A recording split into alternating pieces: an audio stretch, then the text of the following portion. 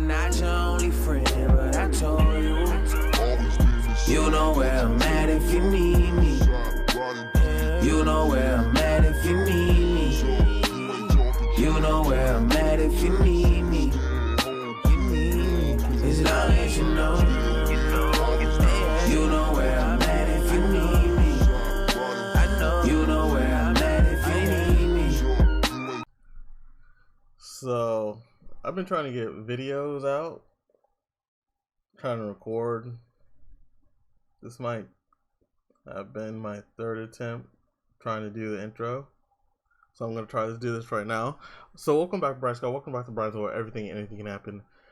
So, if you guys don't know, I'm dealing... Stop! No! Ow!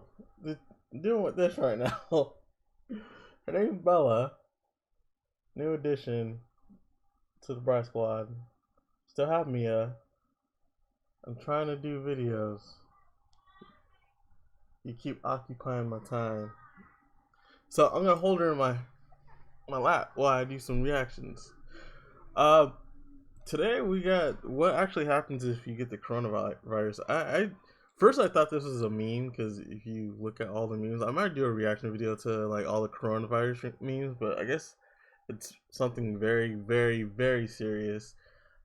Here in Arizona, there was a breakout in Maricopa, somewhere in Arizona, but hopefully it doesn't get anywhere near us or me, or anyway, I did. The original link will be in the description box down below, so let's go ahead and get straight into it. As the coronavirus from Wuhan, China continues to spread across the globe, many more are becoming infected and some even dying. As of making this video, 132 people have died worldwide, with over 6,000 infected in China alone. But what actually happens? Before I even keep going, so we were talking about it yesterday, like my girlfriend and my best friend, we were talking about it in the car, and I guess they're not letting anyone go. Like, if you're in China, you're staying in China. If you're, you're not leaving China until I guess they get it under control or something. So they're basically quarantining China for right now. To your body if you contract the corona. But we are also talking about how it could be a distraction from anything else, like the swine flu. You know how that just kind of came and left. What else? I don't want to say Ebola, because I think Ebola is pretty... I don't know, I'm just going to stop talking. Coronavirus. Now, before we get into it, we want to make clear that this video is in no way intended to spread fear or over-sensationalize the severity of the coronavirus. We won't be commenting on its global threat level, because that information is constantly changing while experts monitor its spread. But what we will be looking at is how the coronavirus actually infects the body, what it does inside of you, and then how it causes symptoms, spreads, how your body actually then fights it off, or it causes death in some. Coronaviridae are actually an entire family of viruses that cause disease in mammals and birds. SARS, for example, was also a coronavirus. Now, viruses... Oh my gosh. That just brings me back to like the earlier 2000s, like when SARS was a thing. When people had the little face mask. Now people are just... I think there's people that are being really ridiculous about it, but it is what it is, man. It's the internet, it's life, man. You just gotta laugh sometimes. Are interesting in that they are sometimes considered both living and non-living things. They aren't made of cells, but they do have the ability to replicate, just in a different way than other organisms. Oh, and they're actually much, much smaller than cells. Now, to contract the coronavirus... What? What? If I put you down... You better not pee. You have to go play. You go play? Say hi to Bryce Squad. Say. No? Alright, I'm gonna put you down. If you pee, that's my fault. you first have to come in contact with it, either through an infected person's respiratory secretion, so a cough or a sneeze, through physical contact with them, or by physically touching a surface that the virus is on, and then touching somewhere like your nose or your mouth before washing your hands. Once the virus is able to enter your body, its work can begin. One thing that all viruses have in common is that they carry some kind of genetic material, either DNA or RNA.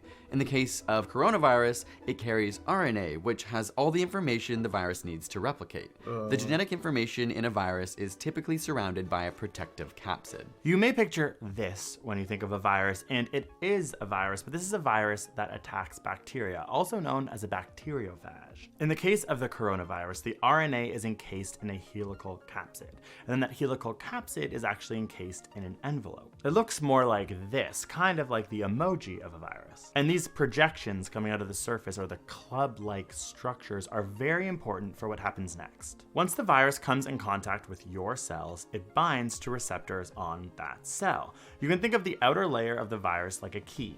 And if the virus has found the right cells in the right species, its keys are able to open the lock on these cells.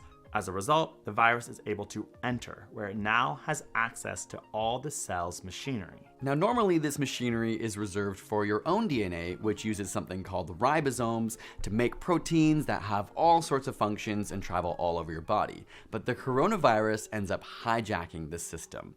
It uses its own RNA to go to those ribosomes and starts making proteins that it wants. So basically your cell starts producing viruses by making the genetic material, by making the capsid and envelope, and ultimately your cell becomes a virus-making machine. And this is why viruses are often considered non-living, because they don't actually have the machinery to do this work. They actually need your body's cells to do it. So the coronavirus has its RNA instructions read over and over and over and makes protein after protein after protein, and ultimately can make millions of viruses. These viruses eventually fill the cell and make their way back to the cell membrane, where they break out, often destroying the cell in the process. Once out, it's on to the next cell to repeat the cycle all over again. Now, as your cells begin to get damaged and die, your body will sense this and start to trigger an immune response. And both of these things are what will create these symptoms that you begin to feel. In the case of the coronavirus, these symptoms include headaches, runny nose, coughing, sore throat, and fever. So basically, when you catch this coronavirus, it sounds like you almost have the flu. Which is part of the reason why it's been so hard to track and understand, because those are common symptoms. We feel those all the time, especially during flu season. See?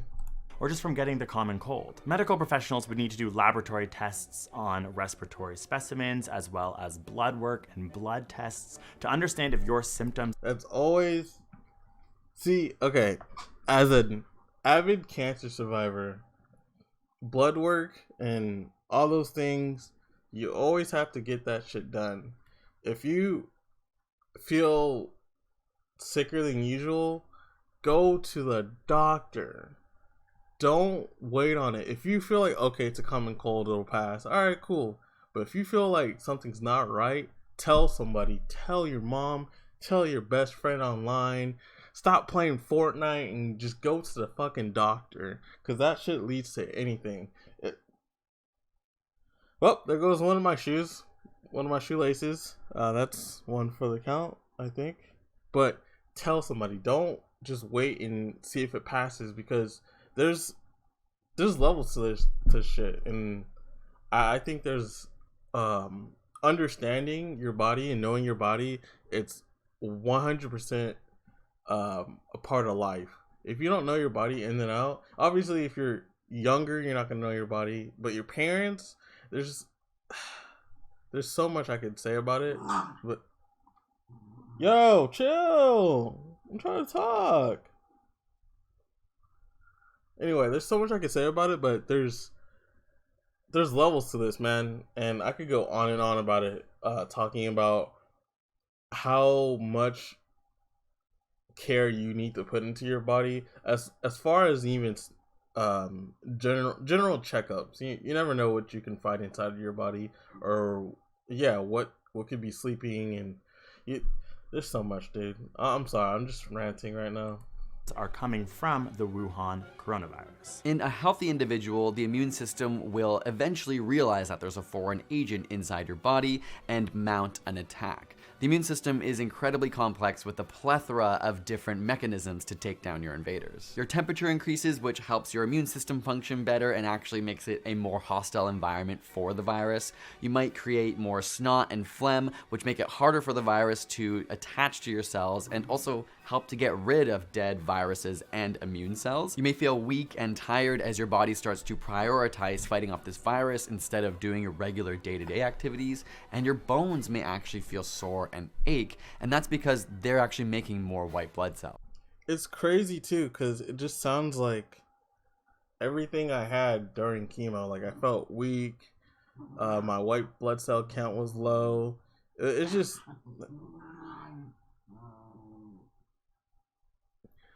a lot of shit. You never know what could be happening with your body. That's what I'm saying. Like, just keep up to date with your, everything. Even if you're 100% right, you could be wrong. That small little thing. So just, always go to the doctor. That's it. That's all I'm saying. For its mainline defense, when the coronavirus is detected, the body triggers signals to start producing antibodies. These antibodies are created by your own DNA. There are essentially sections of code in each cell's DNA that contain the instructions of how to build different defense systems. Enzymes in the nucleus find the right section of DNA, make a copy called messenger RNA, which gets sent to the ribosome in your cells, which will read these instructions and start making the relevant proteins. With up to 10 million ribosomes in each cell, they become an antibody-making factory, which are sent outside of the cell to fight the virus. The trickiest part for your body is that the immune response doesn't catch the virus right away. So essentially, the virus starts with an upper hand. This is why it can take so long for your body to fight off a virus. But for coronavirus, those with healthy immune systems should be able to fight off and rid the body of the virus. So what you're saying is, I'm fucked. Like, if I ever get this coronavirus, someone make my obituary, please. Within weeks. The problem is primarily for those who have compromised immune systems, which right is here. often people who are elderly or people who are very young. This particular coronavirus has mostly affected the elderly, and that's because as we age, our immune systems become less effective and they actually slow. So if you look at this chart right here, death groups right here, 80 plus, 69. They're saying that the immune systems, are slowed within that age group. Shit. Let's see, I'm 28. I'm not gonna exaggerate how bad my immune system is, because it's not that bad, but I know it's not the greatest of a normal healthy 28-year-old. But as far as I know my immune system's not up to par just because of what my body's been through. But this might be a boring video for you guys, but this is really interesting to me.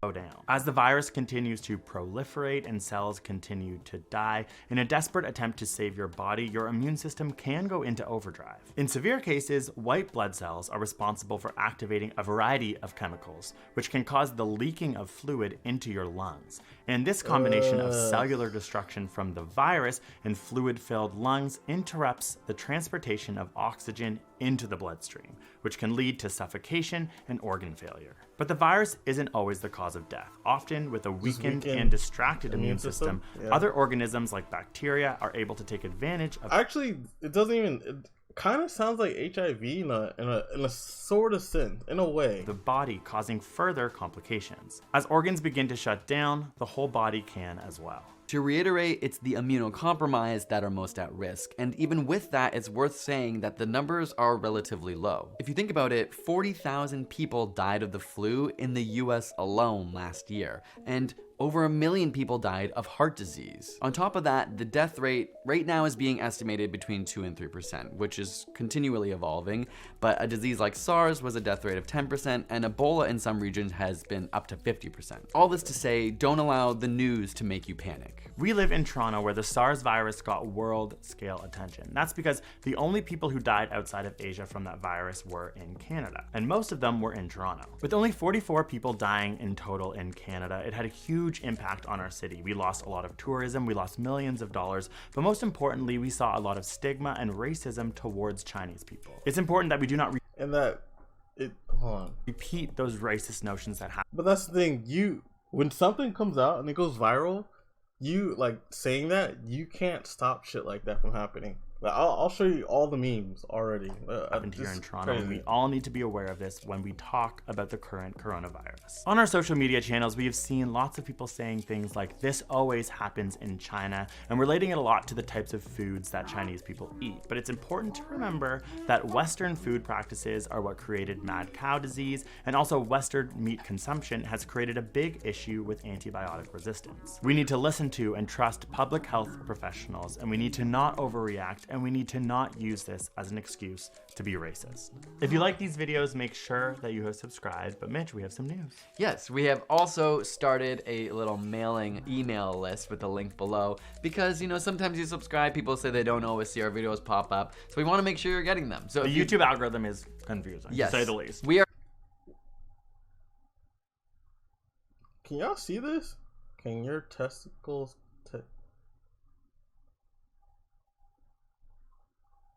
You know what? Give me 25 likes and I'll react to this video, and we'll come back and react to this video. I don't know. I'm trying to ignore my dogs playing and hello. Yes, you. I'm Mia. I'm trying to do a video. Anyway, y'all.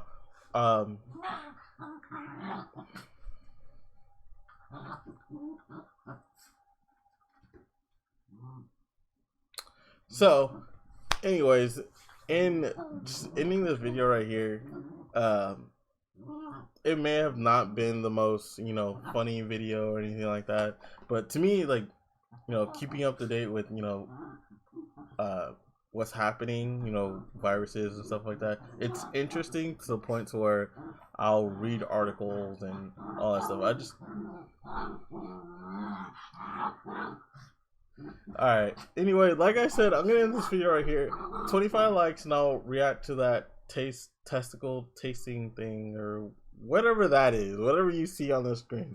But I love you guys, and I hope you guys have a great next week coming up, because today is Sunday and it's probably gonna be out on Wednesday. Like I always be posting on Wednesdays now. I don't know, Wednesday's just hump day for me.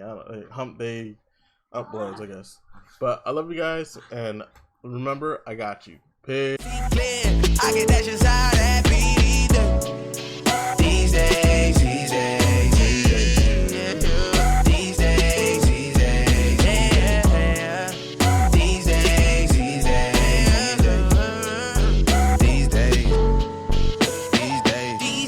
Don't